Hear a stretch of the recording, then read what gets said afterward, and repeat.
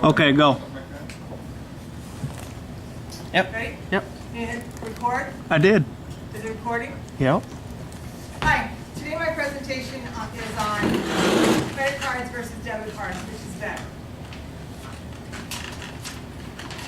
First of all, the card differences. The credit card purchases are covered under the Fair Credit Billing Act, which means that there's no liability for fraudulent purposes. That's on your credit card. On your debit card, if you purchase it, it's covered under the Electronic Transactions Act. And that's just an act, it's not a law. The Federal Fair Credit Billing Act is a law. Okay, the bank looks at the credit cards and debit cards as two different kinds of credits. A credit card company essentially is loaning you money whenever they give you a credit card.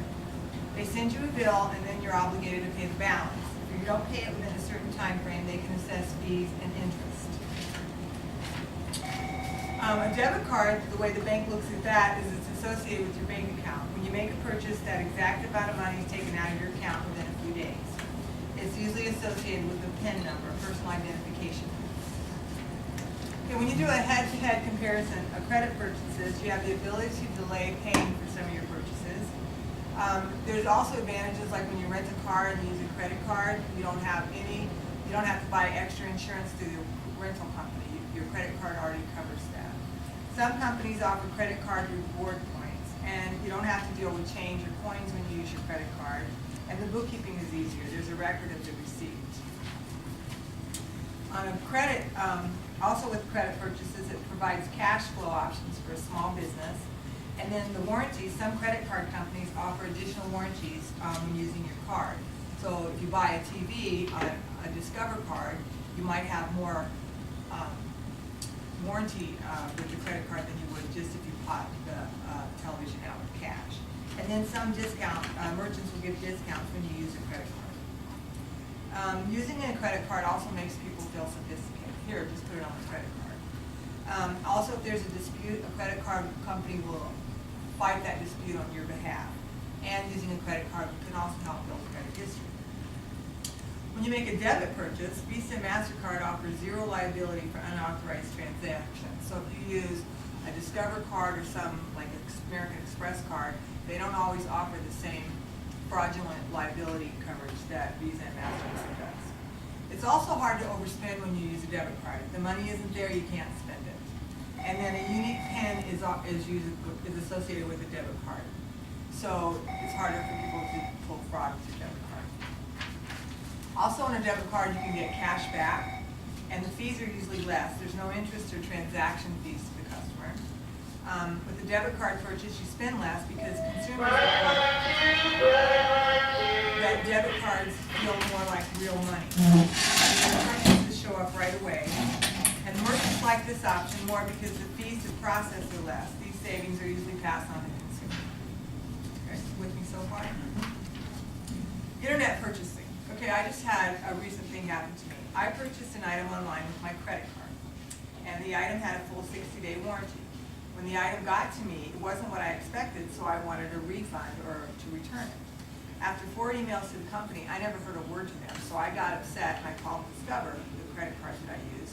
Within a day, I had my money back into my account. Credit on my purchase. Discover card, I got a call a couple of weeks ago from a Discover card representative who was asking me if we had just recently made a $350 purchase on our credit card to some department store. So I put him on hold, I called my husband, and I said, are you trying to charge something on our Discover card? And he said, no, I haven't used my Discover card in forever. So I went back online to the guy, and I said, what's the credit card number? He gave me the last 4 digits. I looked at my credit card, my Discover card in my wallet, and it wasn't the same card. I had used that credit card another time. Actually, the credit card had been canceled, and I had replaced it. But somebody had gotten that old credit card number and was trying to make purchases on it. Well, before the purchase would go through, Discover called me. So that was a big benefit of using a credit card. Banks don't monitor debit cards very closely. Do you want to hit that button? Debit cards used on the internet often require a deposit. For example, if you go rent a car and you use your debit card, they're going to want to put a $500 block on your debit card until you return that car. Now, it could take months before they get that $500 block off your credit card.